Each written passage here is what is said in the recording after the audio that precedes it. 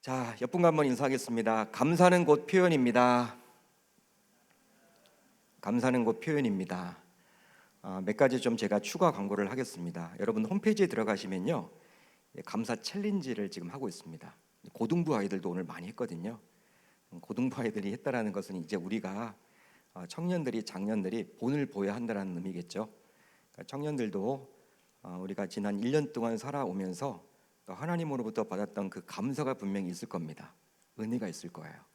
그걸 여러분들이 좀 남겨주시면 좋겠고, 저도 그걸 읽고 또 도전도 받고 또 기도하고 하거든요. 11월 한 달 동안도 계속 진행되니까 여러분들 리더뿐만 아니라 온 우리 청년부 지체들도 감사 릴레이 동참을 좀 해주시면 좋겠습니다. 또 한 가지는 돌아오는 금요일 날 금요 성경 집회는 우리 김용상 선교사님이 오셔서 말씀을 전하십니다. 현재 멕시코에서 또 귀한 사역을 하시는데 목사님이 아닙니다. 이분은 여러분들과 같은 평신도의 그런 사역자예요. 평신도지만 하나님께서 주신 사명을 가지고 그 멕시코 오지에 가서 사역을 하십니다. 지금 현재 오륜교회에서 다니엘 세일의 기도회를 하고 있거든요.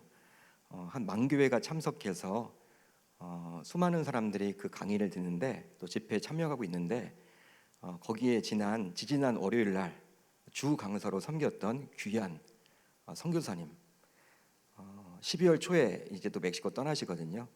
제가 좀 붙잡았어요. 좀 우리 교회 와서 말씀을 전해달라. 그렇기 때문에 여러분 금요 성경 집회 또 이번에는 좀 기대하셔도 좋습니다. 오셔서 말씀의 은혜 받고 기도하는 귀한 시간이 되었으면 좋겠고요. 오늘 또 4시 반에는 이 자리에서 우리 청년들과 함께 또 장학 퀴즈, 개명 장학 퀴즈를 하게 돼요. 거기에도 그 7분만 참여해서 문제 푸는 것이 아니라 많은 청년들 또 장년들 나와서 같이 49주년을 기념하고 추수감사 주일 또 기념하는 귀한 축하의 그런 잔치가 되었으면 좋겠습니다. 자, 오늘 말씀 통해서 은혜 받기를 원하는데요. 우리 잠언서 30장 7절로 9절을 통해서 세상의 정서와 다른 우리의 감사 이란 제목으로 은혜를 전하겠습니다. 한 교회당 건축 현장에 세 명의 벽돌공들이 벽돌을 열심히 쌓았다 그래요. 그러니까 건설 현장이죠. 노가다 한마디로. 벽돌을 쌓는데 지나가는 행인이 유심히 본 거예요. 땀을 뻘뻘 흘리면서 벽돌을 쌓은 거야. 그래서 다가가서 이렇게 물었다고 합니다. 지금 뭘 하고 계십니까? 지금 뭘 하고 있습니까? 그러자 한 사람의 벽돌공이 아우 뭘 저에게 묻냐고, 우리를 지금 보면 다 알지 않냐고, 지금 더운데 귀찮게 뭘 이렇게 물어보냐고. 벽돌 쌓고 있는 거죠. 다소 좀 퉁명스럽게 이렇게 이야기를 했다 그래요. 벽돌 쌓는데 왜 지금 말을 거냐, 이런 식이죠. 또 한 사람의 벽돌공은요, 아까 그분보다는 좀 친절하게 이렇게 대답을 했다고 합니다. 벽돌 쌓는데 그냥 돈을 벌어야죠. 돈을 벌어서 자녀 학비도 돼야 되고 먹고 살기 위해서 하는 겁니다. 뭐 어쩔 수 없잖아요. 지금 이거라도 해서 뭐 먹어야지 어떡해요. 좀 이렇게 퉁명스럽게 또 이야기를 했대요. 아까보다는 좀 점잖지만 그래도 좀 왜 물어보냐, 이런 식이겠죠. 마지막 세 번째 벽돌공은요, 좀 다른 대답을 했어요. 어떤 대답을 했냐면, 저는 지금 대성전을 짓습니다. 이 성전이 완공되면 많은 사람들이 이곳에 와서 희망을 얻고 도전을 받게 될 것입니다. 또 이곳에서 하나님께 찬양과 영광을 올려드리게 될 것입니다. 이 대성전이 오랫동안 이렇게 지속적으로 튼튼하게 지어져야 하기 때문에 제가 지금 열심히 벽돌을 쌓고 있습니다. 이렇게 벽돌이라도 쌓을 수 있어서 얼마나 감사한지 몰라요. 거기에 동참하게 하신 정말 그것에 너무나 감사드립니다. 이런 이야기를 했다라는 거예요. 여러분, 이처럼 같은 곳에서 동일한 벽돌을 쌓는 벽돌공이었지만 그들 모두 행인의 질문에 각자 다른 대답을 한 거예요. 그렇다면 여러분들에게 묻고 싶습니다.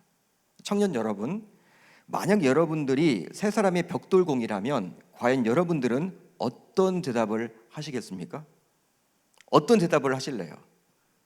나는 첫 번째처럼 그냥 그렇게 대답을 하겠다. 두 번째 그러한 벽돌공처럼 대답을 하겠다. 대부분 교회니까 나도 세 번째처럼 해야 되겠다. 해야 될 것 같다. 이렇게 여러분 생각을 하실지도 모르겠어요.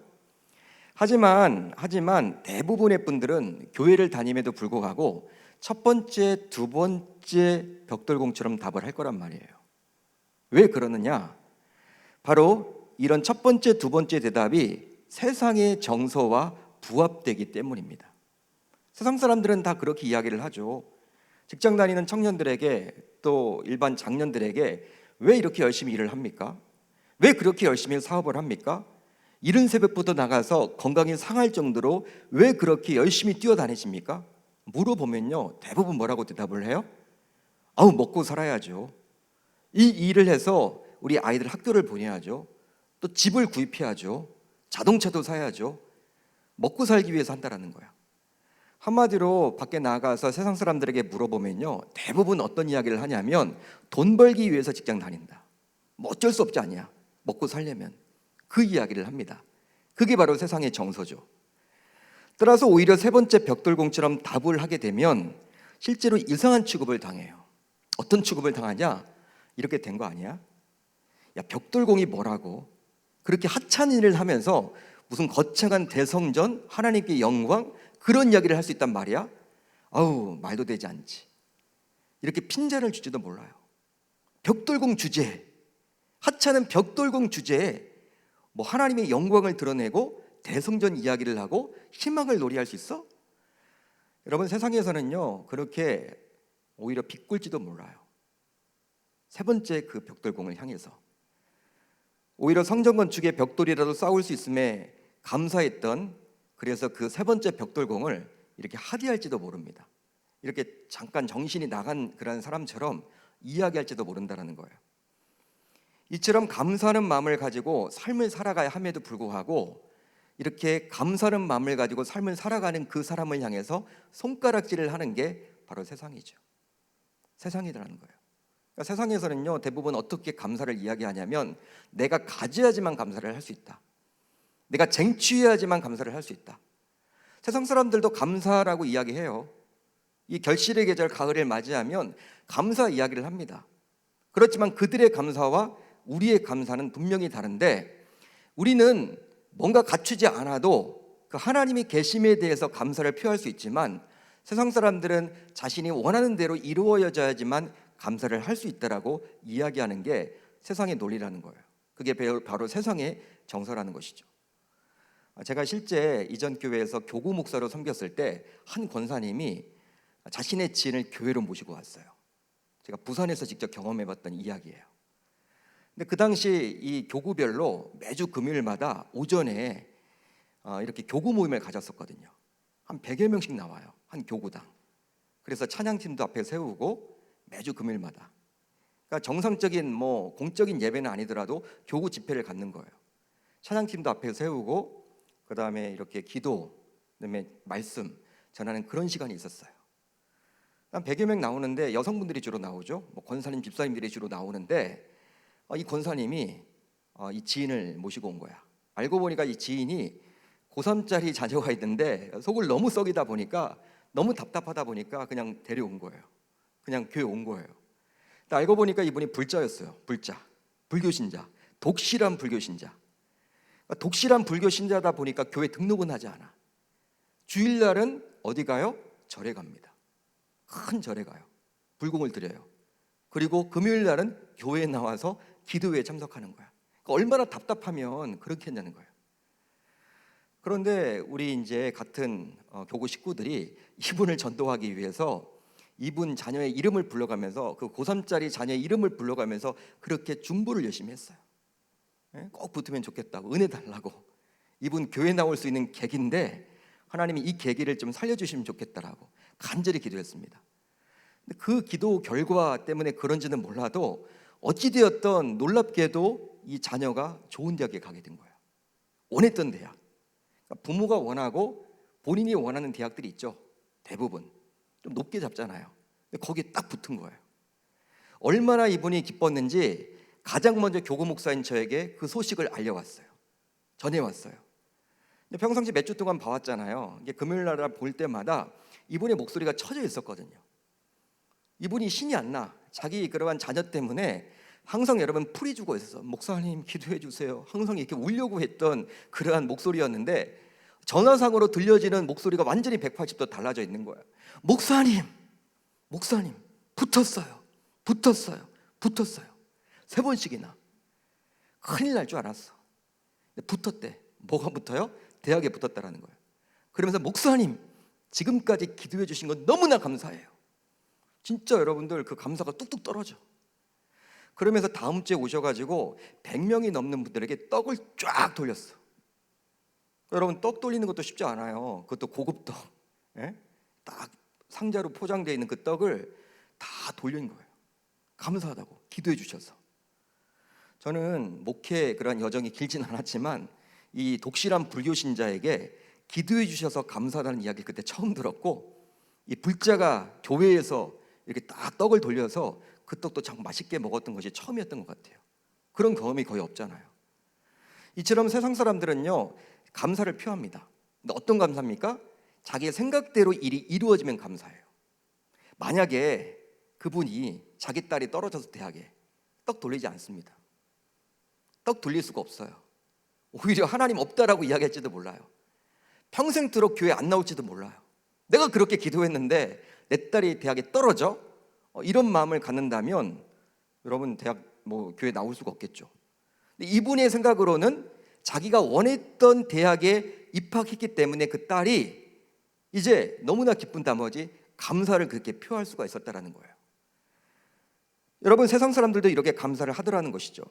하지만 하나님께서는 분명히 우리 신자들에게 세상 불신자들과는 다른 그런 감사의 단계까지 요구를 하십니다. 그러니까 세상 불신자들이 하는 그런 종류의 감사가 아니라 그거 이상의 감사의 단계까지 우리들에게 요구해 주신다는 거예요. 바로 바울 사도를 통해서 다음과 같이 말씀을 해주고 있죠. 범사에 감사하라. 이것이 그리스도 예수 안에서 너희를 향하신 누구의 뜻이다? 하나님의 뜻이니라. 범사에 감사하라. 제가 앞에서 언급해드렸던 이 불자는 할 수 없는 감사예요. 이것을 하나님이 지금 저와 여러분들에게 요구하십니다. 범사에 감사하라고 하나님은 저와 여러분들에게 명령을 하셨어. 군대 용어입니다. 군대에서는요, 명하면 행해야 돼. 내가 안 하면 안 될까 이렇게 말할 수가 없어. 해야 돼. 내 처지가 달라도 위에서 상관이 시키면 해야 되는 게 군대 용어 아닙니까? 군대 아닙니까? 근데 그 명령령을 사용해서 하나님께서는 지금 바울 사도를 통해서 저와 여러분들에게 명하고 계셔요. 범사에 감사하라고. 여러분, 그렇다면 범사에 감사하는 것은 무엇입니까? 어떤 상황에 처하든지, 어떤 형편에 처하든지, 어떤 환경에 처하든지 감사하라는 거예요. 쉽지 않죠. 참 쉽지 않습니다. 그렇다면 신자인 여러분들은 범사에 감사하십니까? 여러분들은 범사에 감사하세요? 진짜 그러세요? 쉽지 않죠. 청년의 때 쉴 것 같지가 않아요. 저도 마찬가지고 여러분들도 마찬가지죠. 아마 이 질문에 예라고 자신 있게 말할 청년들은 그리 많지 않을 거란 말이에요. 제가 오늘 설교를 1부부터 4부까지 전하고 있는데 1부, 2부, 3부 제가 질문을 드렸을 때 여러분 범사에 감사하세요라고 물었을 때 장로님, 권사님, 안수집사님 쫙 앉아있지만 이 질문에 예라고 대답했던 사람은 없었어요. 저도 답을 못하겠더라고. 저의 아내조차도 대답을 못하지. 사모도 쉽지 않다라는 거예요. 그만큼 쉽지 않습니다. 범사에 감사라, 이 명령을 지킨다라는 것은. 하지만 하나님께서 바울 사도를 통해서 신자인 우리가 그리 살기를 원하시기에 우리는 이 범사에 감사라는 이 말씀을 마음에 새기며 오늘 하루도 힘차게 살아내야 할 줄로 믿습니다. 하나님이 그렇게 원하시기에 우리에게 생명을 주셨고 우리를 구원해 주셨던 그 하나님께서 그것을 원하시기 때문에 쉽진 않지만 도전해 보는 것이죠. 해보는 거죠. 열심히 노력해 보는 거죠. 해야 하는 거죠. 자, 이제 오늘 우리가 살펴볼 잠언 30장은 바로 아굴의 잠언입니다. 아굴이라는 사람이 기록한 잠언이에요. 여러분, 우리가 잠언서 하면요, 누구의 잠언을 떠올립니까? 솔로몬의 잠언, 지혜서. 솔로몬 하면 지혜가 기억이 나잖아요. 1장부터 29장까지는 솔로몬의 잠언, 그리고 30장은 아굴의 잠언, 31장은 느무엘 왕에게 어머니가 주신 잠언이에요. 저자가 셋입니다. 그런데 오늘 말씀은 이 아굴의 잠언인데, 이 아굴은 당시 지혜롭고 학식이 풍부했던 학자였던 것 같아요. 그러다 보니 이디엘과 우갈은 아굴의 제자가 되어서 그에게서 삶의 전반을 배웠던 것이죠. 1절을 보면 그렇게 기록이 되어 있습니다. 그러니까 아굴의 제자들이 나와요. 따라서 아굴은 자신의 제자들에게 오늘 말씀을 통해서 하나님이 과연 어떠한 분인지 이야기를 해주고 있어. 야, 너희들 하나님이 어떠한 분인지를 아느냐? 하나님은 이런 분이셔. 그리고 너희들이 하나님을 알고 믿는다면 이제 신자로서 어떻게 신앙생활을 해야 하는지, 삶을 살아가야 하는지에 대해서 오늘 잠언서 30장을 통해서 아굴은 자신의 제자들에게 이야기를 해주고 있습니다. 자, 이제 오늘 말씀 7절을 볼까요? 이렇게 기록이 되어 있죠.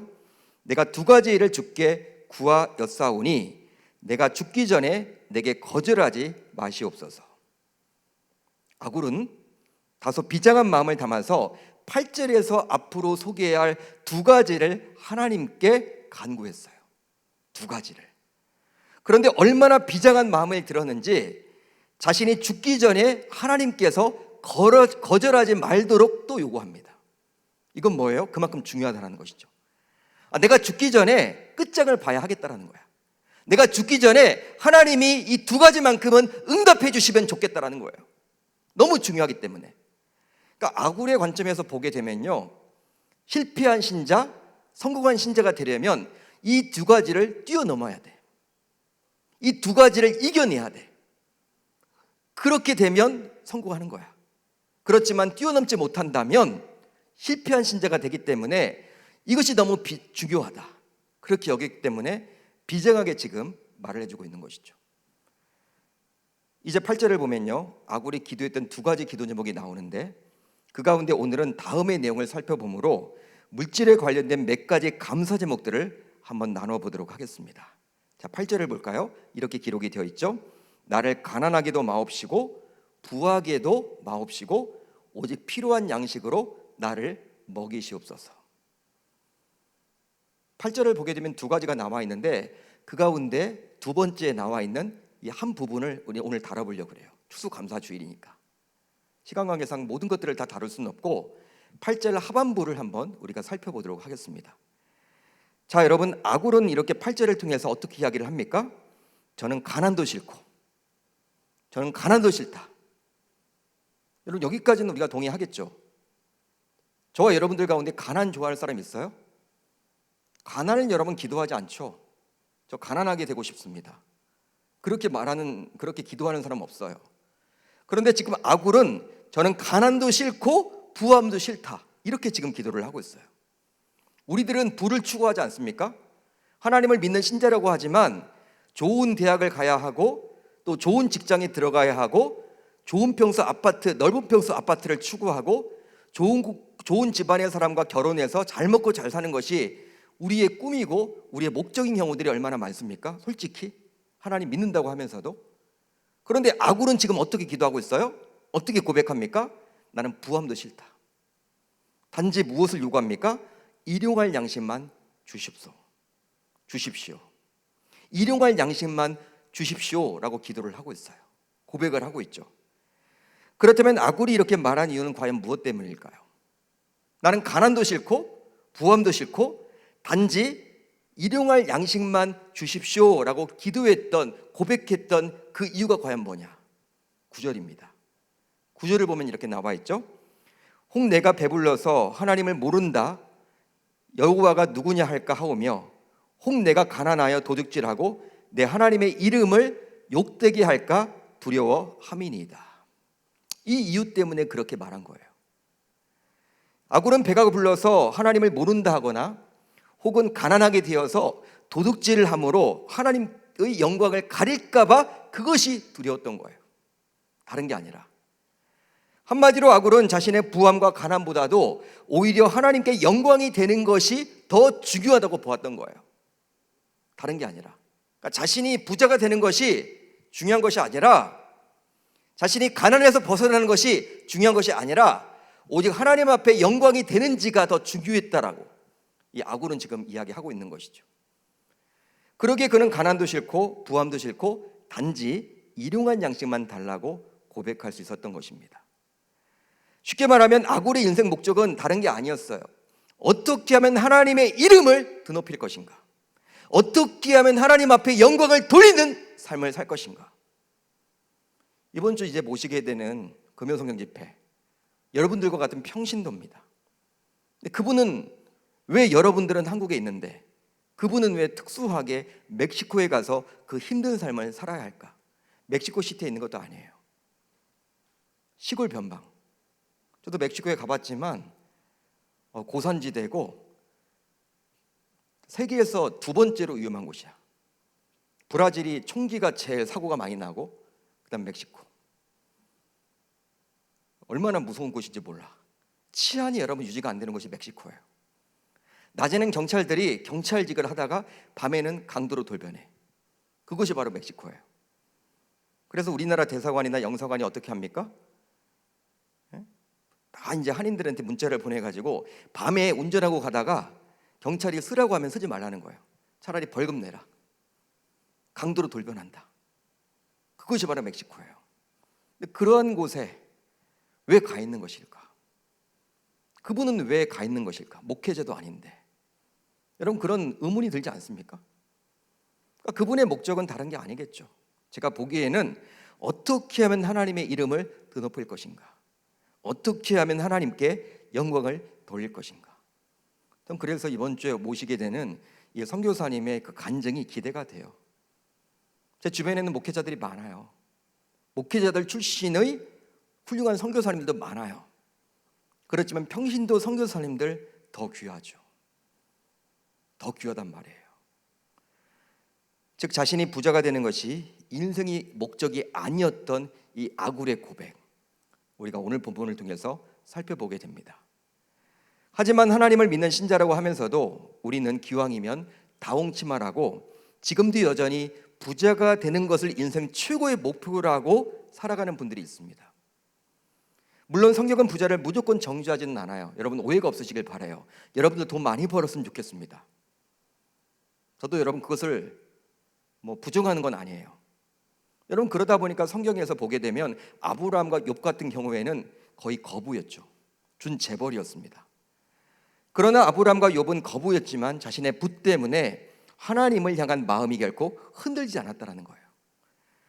그렇지만 당시 현자라고 추앙을 받았던 아굴은 이 부로 인해서, 이 물질로 인해서 하나님 중심으로 살지 못하고 결국 물질 중심으로 전락했던 많은 성도들을 봐왔기 때문에 자신의 이런 고백을 통해서 이 시대를 살아가고 있는 저와 여러분들에게 도전을 주고 경고를 해주고 있는 거예요. 쉽지 않다는 것이죠. 물질을 갖게 되면. 그렇다면 이제 오늘 본문에 나오는 아굴의 고백을 기초로 해서 감사의 제목들을 몇 가지 살펴보도록 하겠습니다. 우선 첫 번째로는 부유하게 살고 있다면 그럼에도 불구하고 하나님을 떠나지 않는 것에 감사해야 합니다. 아굴도 고백을 하고 있지만 부유하게 되면요 대체적으로 하나님을 모른다고 하기가 쉬워요. 근데 물론 처음에는요 어떻게 당신이 이렇게 큰 부를 이루었습니까?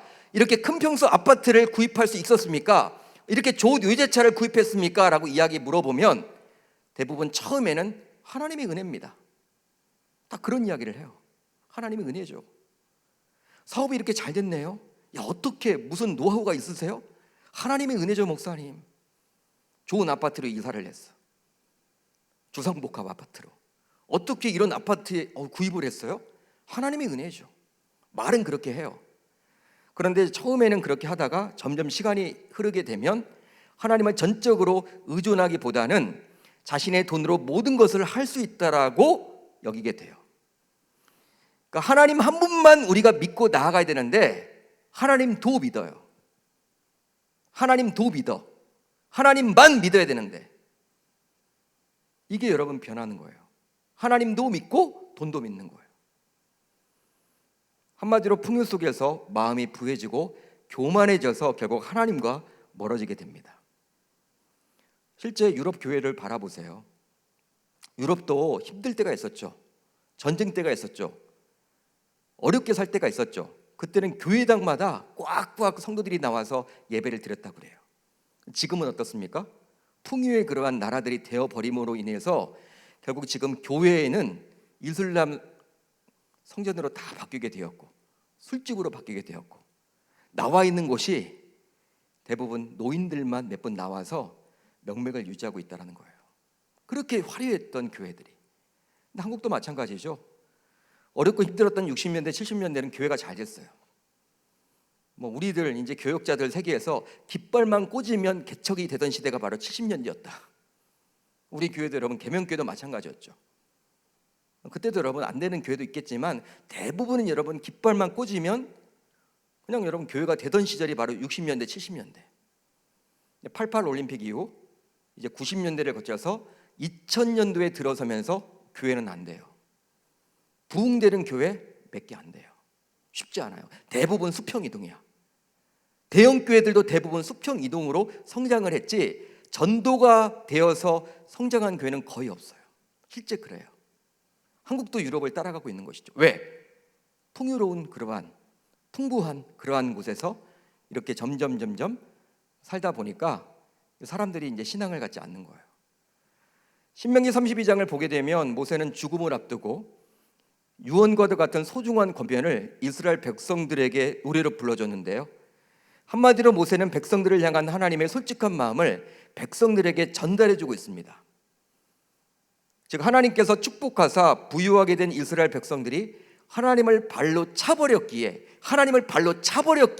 하나님께서 너무나 안타까운 마음을 가지고 모세에게 지금 전해주고 있는 거예요. 모세를 통해서 백성들에게 전해주고 있는 거예요. 제가 읽어드릴게요. 당시 상황이 얼마나 비참했는지. 여호와께서 그가 땅의 높은 곳을 타고 다니게 하시며, 잘 보세요, 밭의 소산을 먹게 하시며, 누가 해주신 거예요? 하나님께서 이스라엘 백성들에게 해주신 거예요. 반석에서 꿀을, 굳은 반석에서 기름을 빨게 하시며, 소의 엉긴 젖과 양의 젖과 어린 양의 기름과 바산에서 난 수장과 염소와 지극히 아름다운 밀을 먹이시며, 또 포도즙에 붉은 술을 마시게 하셨도다. 하나님이 풍요를 주셨다라는 거예요. 하나님이 물질을 주셨다라는 거예요. 하나님이 이스라엘 백성들, 가나안 땅에 들어간 이스라엘 백성들을 잘 먹고 잘 살도록 해주셨다라는 거예요. 그게 끝이 아니야. 그런데 여수르니 이스라엘 백성들이 기름짐에 발로 찼도다. 하나님을 발로 찼다라는 거예요. 표현이 여러분, 하나님이 그렇게 느끼신 거예요. 내가 살찌고 비대하고 윤택함에 자기를 지으신 하나님을 버리고 자기를 구원하신 반석을 업신여겼도다. 하나님이 지금 너무나 마음이 안 좋으셔서, 아프셔서 모세를 통해서 백성들에게 전달해주고 있는 것이죠. 이처럼 부유하게 되면 아무리 신자라 하더라도, 몇 대째 믿는 신자라 하더라도, 신앙이 좋은 중직자 가정이라 하더라도 이스라엘 백성들은 하나님을 발로 차며 하나님을 떠나기가 참 쉽다라는 거예요. 그래서일까요? 예수님께서도 이런 말씀을 하셨죠. 낙타가 바늘기에 들어가는 것보다 부자가 천국에 들어가는 것이 더 어렵다. 여러분, 낙타라는 동물 얼마나 큰 동물입니까? 대공원에 가면 볼 수 있잖아요. 바늘귀 불가능하죠. 어떻게 바늘귀에 들어가요, 낙타가? 근데 그것보다 더 어려운 것이 뭐예요? 부자가 천국에 가는 것이 더 어렵다는 거예요. 예수님의 말씀이에요. 그래서 부자 가운데 참된 그리스도인이 많지 않습니다. 우리나라 대재벌을 보세요. 대재벌 가운데 교회는 다니는 사람이 있을지언정 진짜 그리스도인답게 신앙생활을 멋지게 잘해내는 사람이 몇 명이나 되냐는 거예요. 거의 없습니다. 탈세는 다 하고 횡령은 다 하고 세상 불신자들과 별반 다를 바가 없는 거죠. 대재벌 가운데 신앙생활 제대로 하는 사람은 거의 없어요. 유력 정치인들을 보세요. 교회는 다닐 거예요. 그렇지만 그 파워를 가지고 그냥 세상 안 믿는 사람들과 동일하게 한단 말이에요. 마치 영생에 관심이 있어서 예수님을 찾아왔던 부자 청년과도 같이 말이죠. 영생에 관심이 있어서 예수님을 친히 찾아오기까지 했지만 예수님의 말씀에 순종하지 못했던 이 부자 청년과 같은 분들이 부자들 가운데 얼마나 많겠습니까?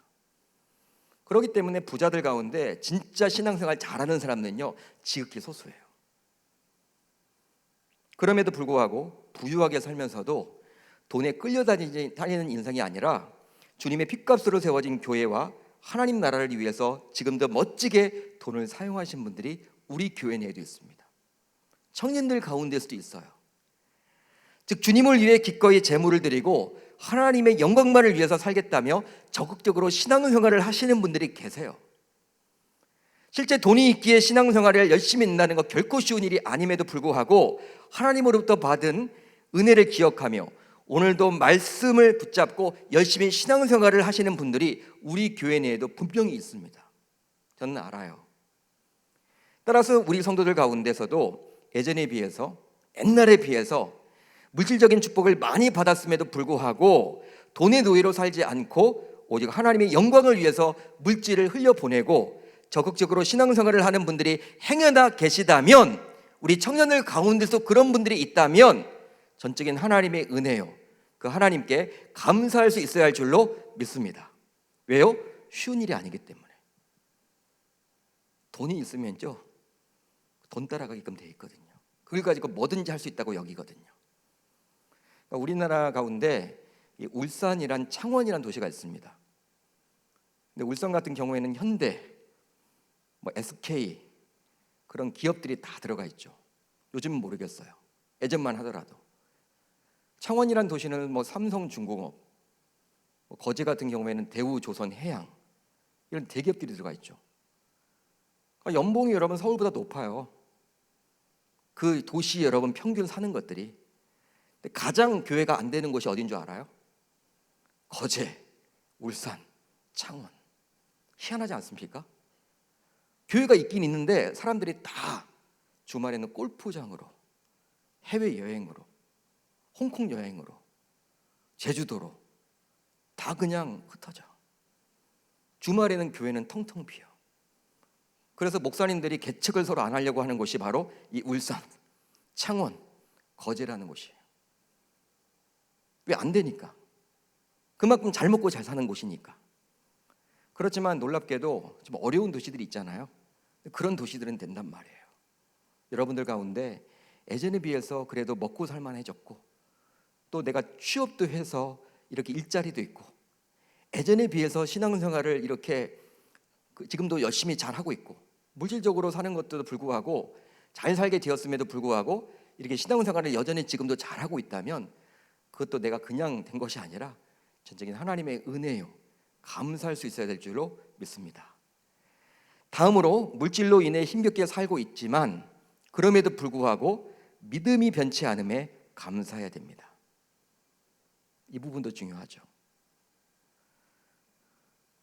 아굴도 고백을 하고 있지만 물질로 인해서 힘겹게 살아가다 보면 아무리 신자라 하더라도 허기진 배를 채우기 위해서 도둑질을 할 수도 있어요. 실제 그래요, 여러분. 즉 너무 배고픈 나머지 잘못된 마음을 품는다라는 거예요. 해서는 안 되는 생각을 갖게 된다는 거예요. 그 결과 해서는 안 되는 일을 할지도 모릅니다. 물론 허기진 배를 채우기 위해서 하게 된 도둑질에 대해서는 이 사회가 좀 더 관대해지면 좋겠지만 그래도 엄연히 그것은 범죄죠. 남의 것을 훔쳤기 때문에. 그러기에 신자가 도둑질을 하게 되면 하나님의 이름에 먹칠을 하게 되는 거예요. 더욱이 신자가 굶주릴 정도로 배고프게 되면 그 배고픔을 해결하고자 믿음을 저버리고 세상과 쉽게 타협하거나 또 비굴해지기도 합니다. 먹고 살아야 되니까. 정말 배고프면요 주일날 일이라도 해야 될 거 아니야. 타협을 하게 된다니까요. 교회를 못 다니게 될 수도 있다니까요. 진짜 배고프니까. 한마디로 신앙에서 멀어지기가 쉬워요. 또 하나님의 자녀인데 왜 나에게 하나님께서 이런 어려움을 주실까? 왜 나를 이렇게 굶주리도록 했을까? 하면서 하나님을 원망하거나 하나님께 불평불만을 이야기하면서 점점 신앙에서 멀어져서 하나님을 떠날 수도 있다는 거예요. 그러기에 아굴은 어떻게 기도를 했습니까? 어떤 고백을 했습니까? 가난하게도 마옵시고. 자기 자신을 아는 거예요. 사람들이 아굴을 바라보면서 추앙하고 있죠. 지혜자다, 현자다, 믿음 좋다, 대단하다, 끝내준다 이렇게 이야기를 하고 있지만 자기 자신을 볼 때 나도 배고프면, 나도 굶주리면 남의 물건을 훔칠 수 있다. 자기 자신을 솔직하게 인정했던 아굴이었기 때문에 어떻게 지금 기도를 합니까? 가난하게도 마옵시고. 실제로 신자들 가운데서는 먹고 살아가야 한다는 바쁘다라는 그 이유로 교회에 나와서 1시간 예배드리지도 못하는 분들도 있어요. 전도를 해보면 주일날도 일을 해야 된대요. 바빠. 하지만 먹고 살아가기도 힘든 형편임에도 불구하고 하나님을 원망하지도 않고 오히려 지금까지 인도해 주신 그 하나님의 은혜를 기억하며 신앙생활을 하시는 분들도 있습니다. 실제 그래요. 따라서 우리 교회 내에도 그런 성도님들이나 그런 청년들이 있다면, 정말 힘들게 살지만 하나님을 원망하지도 않고 믿음이 변치 않고 신앙생활을 해나갈 수 있다면 그것에 대해서 하나님께 감사할 수 있어야 될 줄로 믿습니다. 왜? 가난하게 되면 하나님을 떠날 수도 있는 확률이 높아지기 때문에. 여러분, 우리가 감사하는 삶을 살게 되면 하나님께서는 분명히 환경도 열어주셔요. 그리고 환경도 변화시켜 주시고 더 나은 길로 우리를 인도해 주실 것입니다. 우리는 뭔가를 받아야지만 감사를 한다고 하는데 감사를 해보십시오. 하나님이 변화를 주실 거란 말이에요. 바로 인간의 부귀영화가 모두 하나님의 손에 달려있기 때문이죠. 여호와는 가난하기도 하시고 부하기도 하시며 낮추기도 하시고 높이기도 하시는도다. 하나님에게 달려있는 것이죠. 마지막으로 일용할 양식을 주심에 감사해야 합니다. 일용할 양식을 주심에 감사할 수 있어야 한다는 거예요. 오늘 본문을 보게 되면 아굴도 오직 필요한 양식으로 먹이시옵소서라고 고백을 하고 있죠. 필요한 양식. 오늘 본문을 보세요. 아굴이 말하고 있는 필요한 양식은 바로 정해진, 즉 목으로 배당된 음식을 말합니다. 자신에게 배당된 음식. 따라서 아굴은 그가 살아가는데 꼭 필요한 최소한의 음식만을 달라고 기도한 것이 아니었어요. 바로 하나님께서 자신의 몫으로 정해진 것을 달라고 기도했습니다. 이것은 곧 예수님께서 친히 알려주신 주기도문에 나와 있는 일용할 양식과 같은 의미예요. 우리가 구약에서는 필요한 양식이라고 나와 있는데 신약 성경을 보게 되면 예수님께서 친히 우리들에게 주기도문을 가르쳐 주셨잖아요. 마태복음을 보게 되면 오늘도 일용할 양식을 주시옵고, 거기에 나와 있는 일용할 양식이 오늘 본문에 나와 있는 필요한 양식과 같은 뜻이에요. 일반적으로 일용할 양식 하게 되면 마치 생을 유지할 수 있는 최소한의 양식이라고 여기기 쉽지만 결코 그런 의미만이 아니며 하나님께서 자신의 몫으로 정해주신 양식을 말합니다. 하나님께서는 다 정해주셨거든요. 각자. 따라서 일용할 양식을 주옵소서라는 고백은 하나님의 절대 주권을 인정할 때만이 할 수 있는 믿음의 고백인 거예요. 하나님 인정하지 않으면요, 그런 고백할 수 없습니다. 예수님께서 우리들에게 오늘도 일용할 양식을 주시옵고 그 기도문을 우리에게 주셨죠. 그렇게 기도하라고 하셨죠. 그 기도는 아무나 할 수 있는 것이 아니라는 거예요. 여러분, 실제로 우리가 이렇게 예배를 드릴 수 있도록 하나님께서는 모든 환경을 열어주셨습니다. 위드 코로나가 되면서 여러분들을 이렇게 대면할 수 있게 되었어요. 얼마나 감사한 일입니까? 그러기에 오늘도 우리는 하나님으로부터 필요한 양식, 즉 어떤 의미에서 일용한 양식을 받았다고 볼 수도 있겠죠. 하지만 너무나도 안타깝게도 우리가 살아가는 이 지구촌은 지금도 여전히 9명 중 1명은 극심한 굶주림으로 고통 속에 있어요. 그뿐만이 아니라 전 세계 5세 이하 영유아들은요, 어떻습니까? 2명 중 1명이 영양실조로 죽어요. 5세 이하의 아이들은. 제 설교가 시채널이라는 방송에 나가요. 화요일날 오후에 7시에, 화요일날 저녁에. 근데 그 앞뒤를 보게 되면 그 설교 앞부분과 뒷부분을 보게 되면 공익광고가 나갑니다. 기아대책본부, 기독교 엔조 단체들이 이렇게 후원을 요청하는 그런 광고가 나가는데 아이들 보게 되면요, 그 아프리카 아이들, 동남아 아이들 보면요, 배가 이렇게 남아 있어. 처음에 잘 보면요, 야, 이 애들이 많이 먹었나? 왜 이렇게 배가 남아 있어? 그게 아니에요. 못 먹었기 때문에 영양실조로 배가 남아 있는 거예요. 뼈는 여러분 다 보이고 몸에 죽어가고 있는 거예요, 아이들이. 참 마음이 여러분 아프죠. 따라서 신자인 우리가 이런 현실을 직시하고 살아간다면 밥 한 그릇, 빵 한 조각이라도 함부로 대할 수 없는 거죠. 우리는 여러분 너무 버리는 게 많지 않습니까? 너무 아낌없이 그냥 펑펑 쓰는 경우들이 많지 않습니까? 근데 진짜 그 아이들, 굶주려 있는 그 아이들을 바라볼 때마다 우리가 밥 한 그릇이라도 빵 한 조각이라도 다르게 보인다라는 거예요. 그러기에 하나님께서 우리가 예배를 드릴 수 있도록 우리에게 일용할 양식을 주셨음에 저와 여러분들은 감사해야 할 줄로 믿습니다. 이제 말씀을 정리하겠습니다. 다다익선이란 말이 있습니다. 다다익선. 이게 고사성어인데 많으면 많을수록 좋다, 그런 뜻이에요. 이 고사성어처럼 실제로 이 세상은 재물이 많으면 많을수록 좋은 거야. 성도들도 거기에 동의를 합니다. 기왕이면 많이 가지면 좋지. 하지만 오늘 본문에 나오는 아굴이라는 사람은 세상의 정수와는 달리 가난뿐만 아니라 부함도 싫다라고 고백을 하고 있죠. 놀랍지 않습니까? 우리는 부함을 추구하는데 오히려 일용할 양식만 있으면 된다라고 고백을 해요. 여러분, 이런 아굴의 고백은요, 제가 이렇게 정리를 해봤어. 이런 여러분 신앙의 고백과도 같은 거예요. 제가 읽어드릴게요. 하나님, 돈에 의해 좌우되거나 돈 때문에 신앙과 양심을 팔아먹는 신자 되지 않게 하소서. 나에게는 좋은 환경보다 더 중요한 것이 있으니 바로 일용할 양식을 주시는 하나님이십니다. 그러니까 우리는 일용할 양식을 받았음에 감사를 하잖아요. 뭔가 주어졌기 때문에 감사를 하잖아요. 그런데 아굴은 일용할 양식을 주실 수 있는 하나님이 계시기 때문에 감사했다라는 거예요. 그러기에 가난이 하나님께 영광이 된다면 기꺼이 가난을 받아들이겠습니다. 놀랍지 않습니까?